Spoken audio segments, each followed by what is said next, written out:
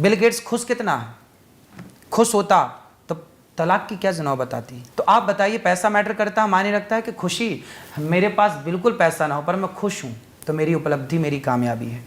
इसी से जुड़ा सवाल मैंने लिखा था और सोचिए आप वहीं ले गए मुझे, कि आपके सत्संग में, आपकी कथा में जो लोग आते हैं उसमें ज़्यादातर लोगों के पास जब माइक पहुंचता है तो उनका मेन मुद्दा यही होता है और कंप्लेंट होती है, शिकायत होती है, आपसे सुझाव चाहते हैं, सलाह चाहते हैं, आशीर्वाद चाहते हैं कि पति पत्नी हैं, अक्सर झगड़ा होता है, तो ये जो रिलेशनशिप है ये कौन सी दिशा में जा रहा है और इसका सोल्यूशन क्या है। और उसी से जुड़ा सवाल है कि आपने हैप्पीनेस की बात की या जॉय की बात की या प्रसन्न रहने की बात की, उसका सबसे शॉर्टकट तरीका क्या है?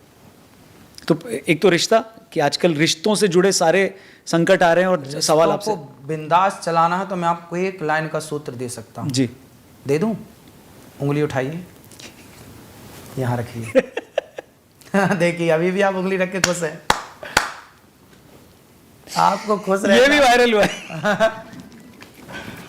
ये सब चीजें ना जो आप गृहस्थी में, यदि गृहस्थी बिंदास जीना चाहते हैं तो एक उंगली जो ईश्वर ने दे रखी है बस यहाँ, वो सामने वाले पे मत उठाओ, वो ऐसे यहाँ लगाओ। पर ये आता नहीं ना, ये आप तो कह ले रहे हैं क्योंकि आप प्रसन्न हैं, आपको वो सोल्यूशन मिल गया है, आपको वो शायद वो बटन मिल गया है जिससे अंदर की प्रसन्नता स्विच ऑन हो रही है। लेकिन जो नहीं है, जो काम में भी पड़ा हुआ है, जो दफ्तर में भी पड़ा हुआ है, जो परिवार में भी पड़ा हुआ है, तभी तो। इसलिए कहते हैं ना सत्संग, हमें रोज नया सीखना चाहिए। सत्संग बहुत अच्छी चीज है।